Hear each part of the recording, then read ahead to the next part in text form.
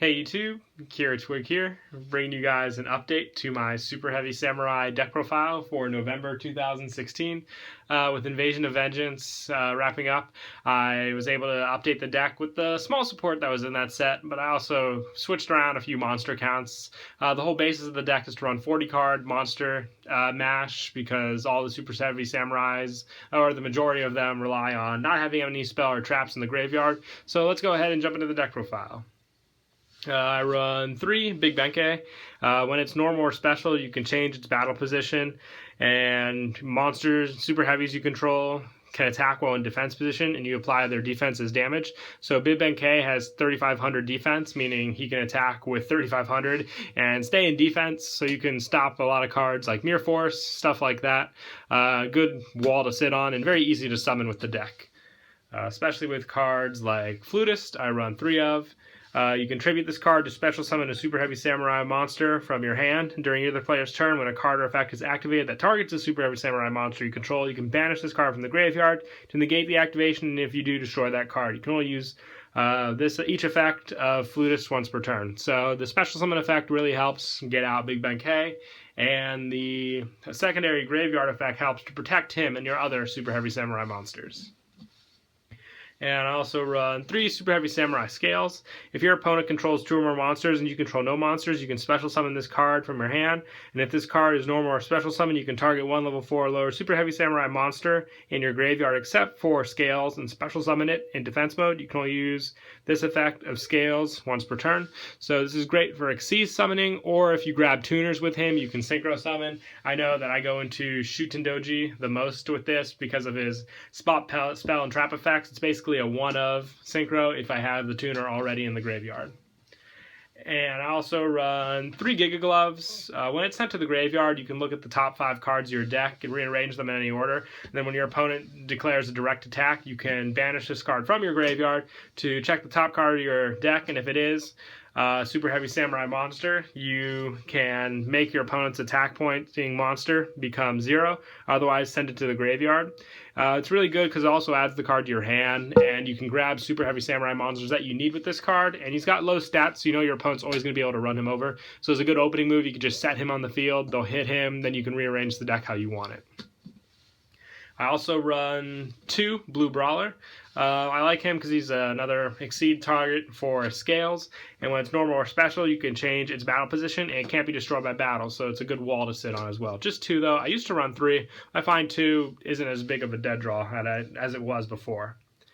And for the Pendulum monsters, I run 2 Coral. Now the thing about this deck is you're not really using the Pendulum monsters for pendulum summoning, you're using them more for their own effects. So basically, while you have no spell or traps in your graveyard, this card's pendulum scale becomes 4 if you have any in the graveyard. And when a Superheavy Samurai monster you control destroys an opponent's monster by battle, you can activate this effect. This monster can make a second attack even if this card leaves the field. So you can attack twice with Big Benkei using this card in your pendulum scale. And its monster effect is if you have no spell or traps in your graveyard, you contribute up to 2 Superheavy Samurai monsters, draw that many cards. You can only use this effect once per turn. So along with draw power, I prefer the pendulum scale effect, so I'll always set it there instead of summoning it on the field. And I also run 2 General Jade. Big monster in a sense. You can tribute summon this card by tributing 1 Superheavy Samurai monster, and when this card is normal or special summon, you can change its battle position, and this card can attack while in defense mode, and you apply its defense. So it's basically a mini Benkei and the other scales. So I'm not saying you can't get off pendulum summoning with this deck, it's just not as used as often, and you cannot pendulum summon except for Superheavy Samurai monsters, and this effect cannot be negated. Once per turn, you can target 1 Superheavy Samurai monster and increase its level by 1. So if you need to adjust your synchro summons, using this card is your best bet, because if you're off by 1 number, this helps really much in that situation. I also run 2 of the new cards, Soul Peacemaker. You can target 1 Superheavy Samurai monster you control, equip this monster from your hand or field to that target. While it's equipped to a monster by this effect, monsters your opponent control cannot attack monsters you control except for the equipped monster, and you contribute 1 monster you control Equipped with this card effect to special summon one Super Heavy Samurai monster from your deck. You can only use this effect of Super Heavy Samurai Soul Peacemaker once per turn. So the fact that you can special summon from the deck will help with a lot of your different plays. And if you equip this to Big Bang K, making your opponent attack only him will make a huge wall and protect your more smaller Super Heavy Samurai monsters that you might want to use later on. I also run 3 Samurai Soul Piercer. When it's destroyed, basically by an opponent's battle or card effect, you can add 1 Super Heavy Samurai monster from your deck to your hand, except for Soul Piercers. You can grab whatever you need for the situation calls for. Usually you have cards to work with in your hand, so this card will just help complement the card you add. And you can target a Super Heavy Samurai monster you control and equip it to that target from your hand or your side of the field. And if you do, it gives the monster piercing. I like running this card at 3 for the fact that it does give piercing and the fact that it also is a great searcher. I also now run 3 Soulfire Suit. This is more of a protection card for your monsters. The effect when you target it, it makes the monster equipped to it become level 5. And during either player's turn, you can discard this card to target 1 defense Super Heavy Samurai you control. At the end of the turn, until the end of the turn, it loses 800 defense, but it cannot be destroyed by battle or card effects. So great protection there, especially if you're stuck on a smaller one. You can just ditch Soulfire Suit. Yeah, it'll lose defense, but unless you're going up against another Piercer, you don't have to worry about that. And I also run 2 Soul Buster Gauntlets. This card helps because it gives your monster the double defense when it attacks or is attacked. So it's a real OTK finisher if you also have Soul Piercer equipped. And for tuners, I run 3 Trumpeteer. He has an easy special summon effect with this card. If you have no spell or traps in your graveyard, you can special summon this card from your hand. And after this card is special summoned this way, you cannot special summon monsters for the rest of the turn except for Super Heavy Samurai monsters. And if this card is tributed, you can confer the tribute summon of a Super Heavy Samurai monster and send to the graveyard. If you have no spell or traps in your graveyard, you can special summon this card. So if you have this and something else and you tribute it for Big Bang K, you can special summon this card back to the field with its own effect and go for Susanoo using that skill. Or if you have a level 4 monster or something else on the field, like let's say you have Shutendoji, special summon it and you can get out your new level 8 monster, which is Ninja Sarutobi. Very versatile with this card. And I also run 3 Battle Ball. Battle Ball is great because you use your opponent's monsters for the Synchro Summon, and we have a wide variety of Super Heavy Samurai monsters now for the deck, so you'll always be able to take one of their monsters and special summon a Super Heavy Samurai Synchro monster using this card. We have level 6 now, so you can take their 4s. We have level 8, you can take their 6s. We have level 10, you can take their 8s. Like I said, wide variety with Battle Ball. And I also run 2 Super Heavy Samurai Drum. If its card on the field is destroyed and sent to the graveyard, you can target 1 Super Heavy Samurai monster in your graveyard, except for Drum, special summon it. You can only use this effect once per turn.